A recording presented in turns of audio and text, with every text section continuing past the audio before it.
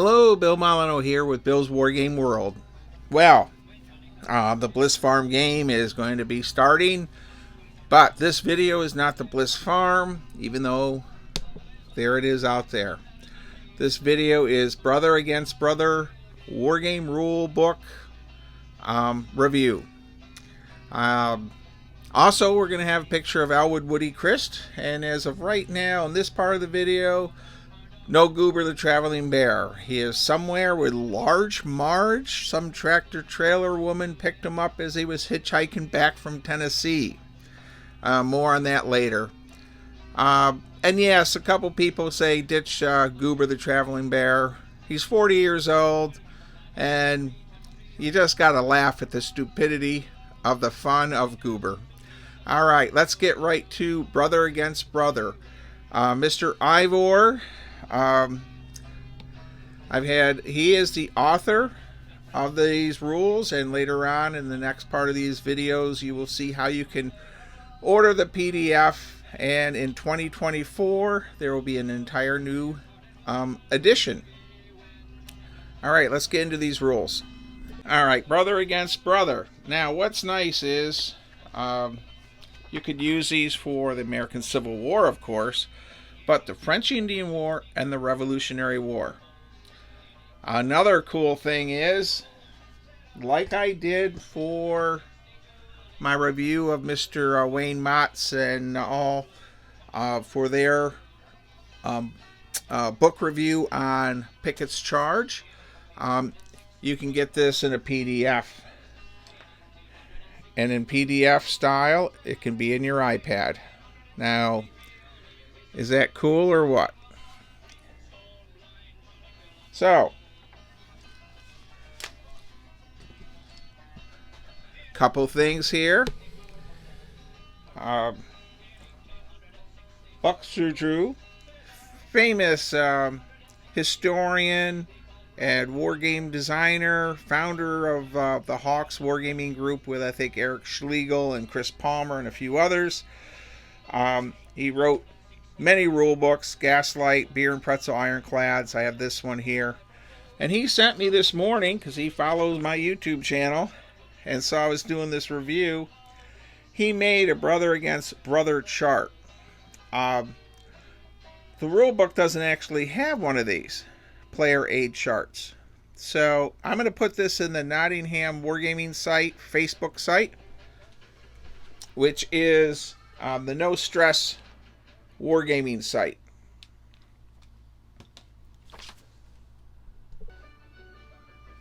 And yes, we had an interruption. We have 3 dogs, and we were overrun. So these charts here is everything's on one page. Even the snippets of the French Indian War information. Alright, let's get on to playing and how it works. Alright, we'll pause the camera for a minute. Okay, I am not playing Brother Against Brother pure. Ivor knows that. One of the things the Gettysburg area gamers and our wargaming group for 20 years use these rules constantly. But it used a D10 for shooting. And what we did is we changed it from a D10 to a D20. And made zeros a 0, a 10. So, slight adjustment there. The reason we went to the D20 is it cut our casualties in half. So right now, rolling on 1 through 4 on a D10, you had a 40% chance of killing, where now it's only really a 20% chance. So that's one of our changes. Another change we did, which Ivor knows, we changed the system for morale a little bit. We count up the amount of figures. These units are all 20-man units. So if we get fired upon, we have to roll that number of figures you have.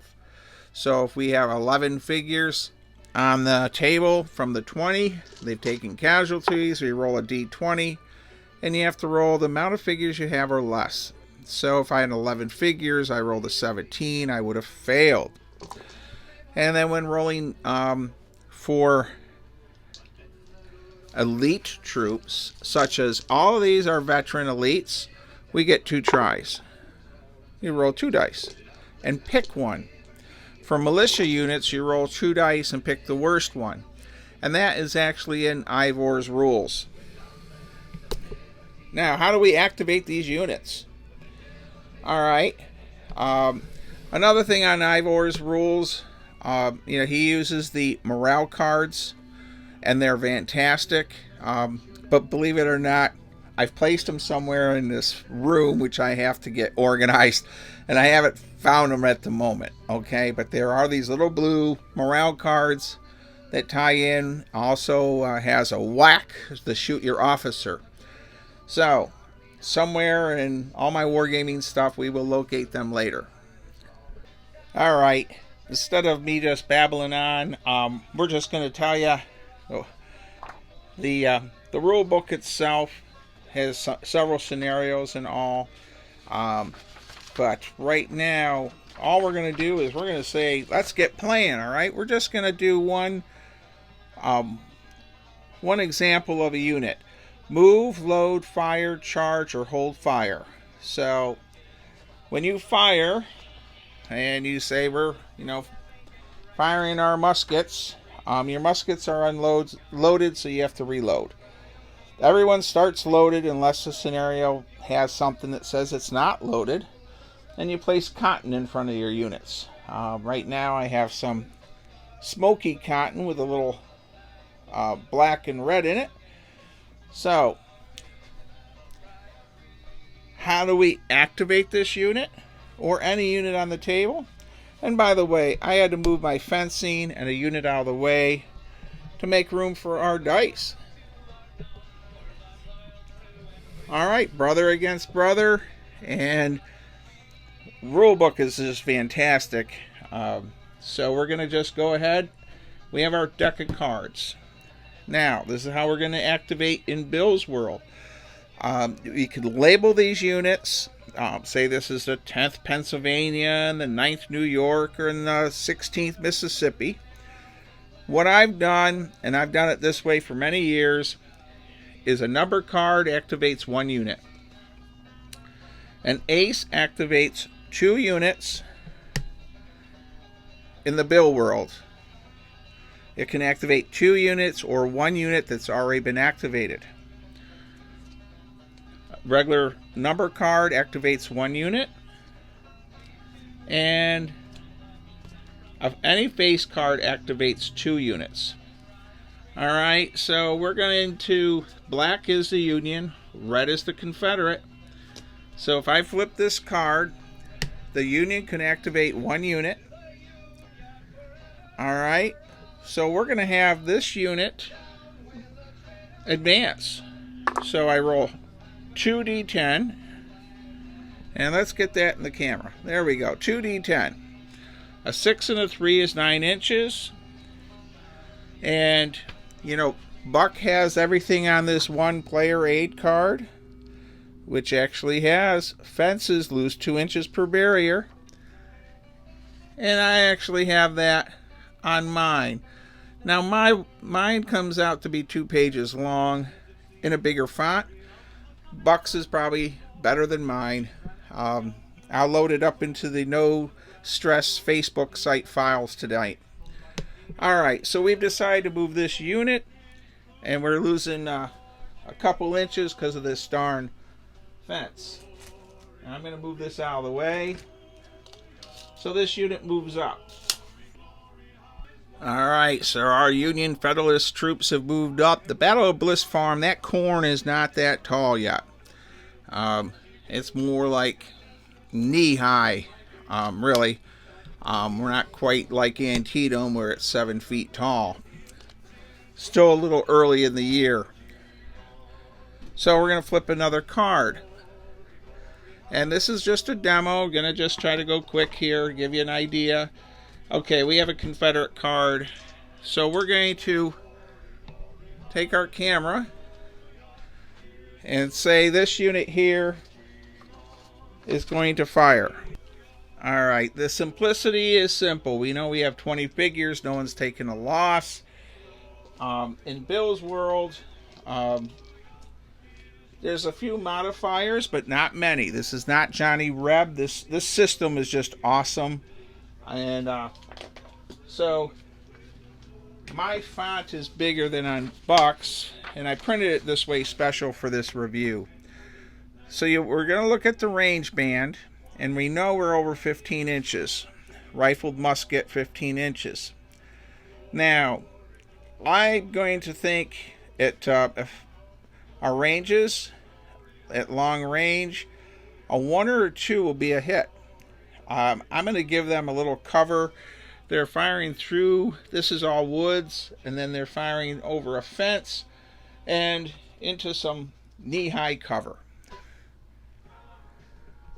Okay, our Confederates are firing, and I'm doing 2 rolls of 10, and go quick.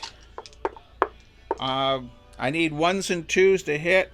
I've got 1 so far in the first 10, and the next 10, I got 1. So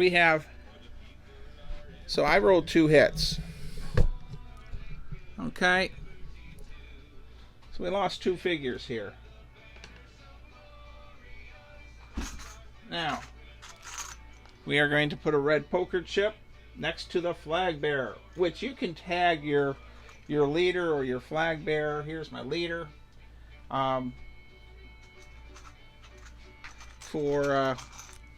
If you want to keep track of your units and all. And then I've also placed a poker chip on that Confederate unit. It has been activated for our card deck. Okay. Now in the Ivor rules, you would flip your card to check morale, or in the Bill Molyneux quick way, we now have 18 figures, and not to fail, a 10 and a 12. If I rolled a 19 or a 20, they would have failed. So no issues taking those casualties. Well, we can move, shoot. Now I'll need an order to reload. What's nice is if you get a face card in my system, you can activate twice.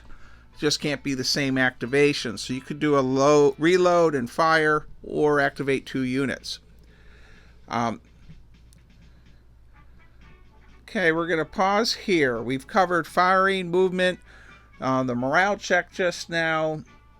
Now hold fire. I use another colored poker chip around here, and they're going to not fire, but if something comes within their range, they're going to fire.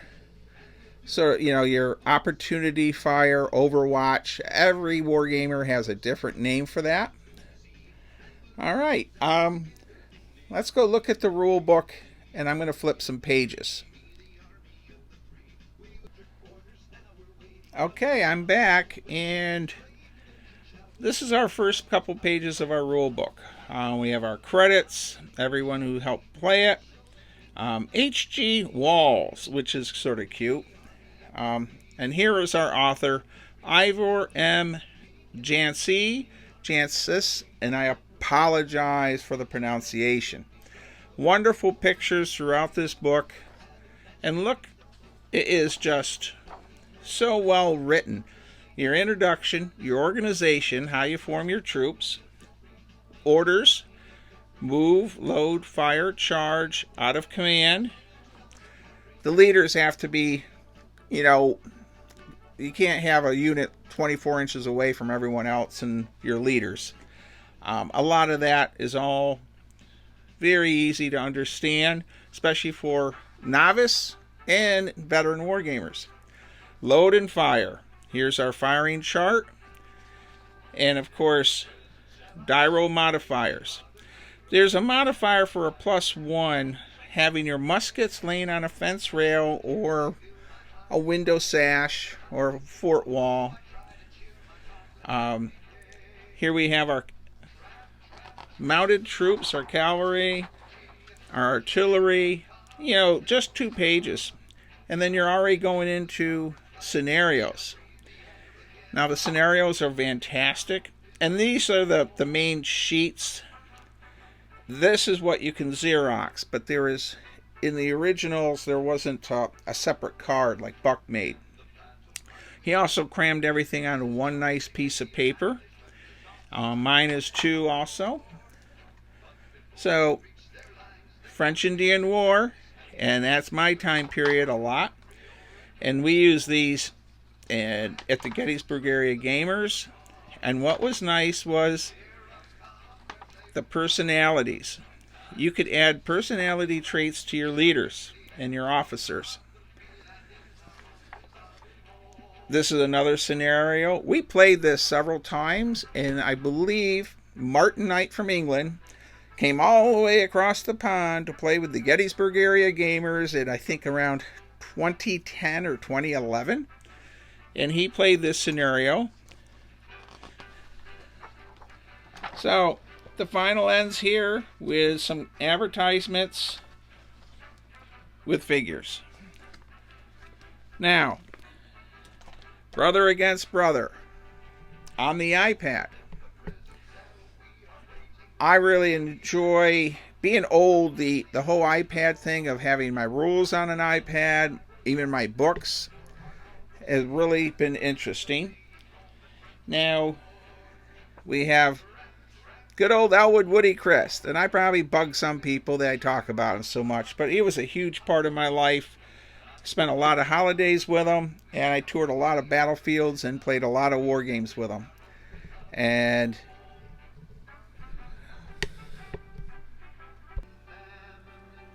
all right, Goober the Traveling Bear has not arrived yet.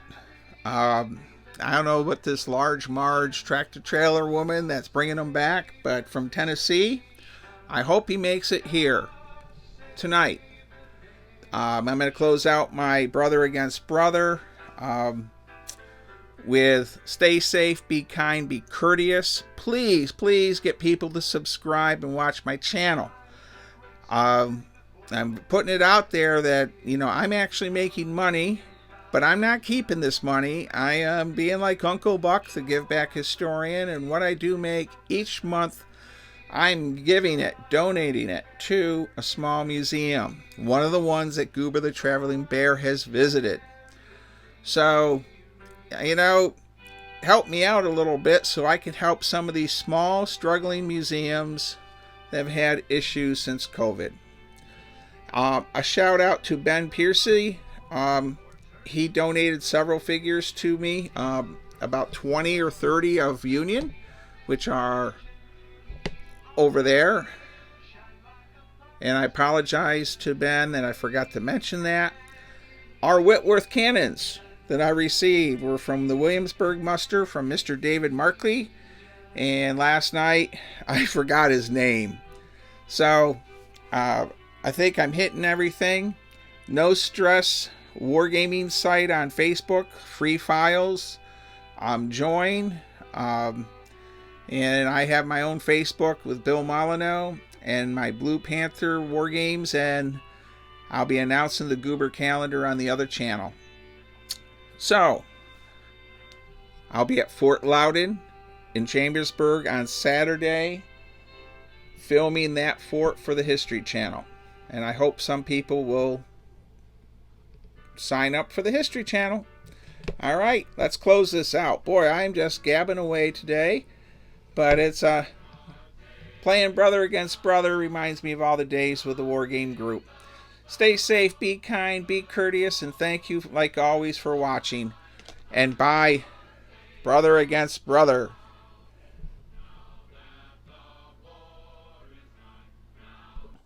Oh my gosh, it's Goober the Traveling Bear. And he's just got dropped off by a woman that was driving a tractor trailer. Brought him all the way up from Tennessee. Her name was Large Marge. And I asked Goober if she was nice, and he said in the beginning she was okay. But later on, he said he really didn't want to talk about it. Oh my gosh. All right. Hey, laugh. Bye, Brother Against Brother on PDF through Ivor. Thank you for watching. Stay safe, everyone. Well, Elwood Woody Christ, Licensed Battlefield Guide. In your memory, I added this in. Here he is shown playing brother against brother in 2003 with 1/72 plastic figures.